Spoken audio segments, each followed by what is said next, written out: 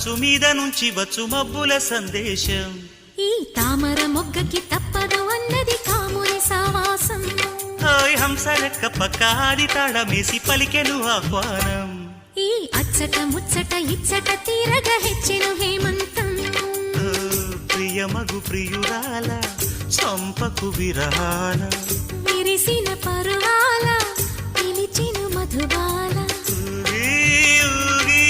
రేగే అందాలే వేసే పూబంధాలే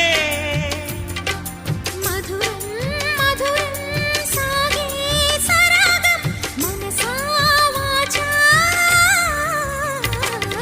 కుంకుమ పూల తోటలో కులికే ఓ కుమారి. శంఖములు దిన ప్రేమకి చేశా మది నివాళి.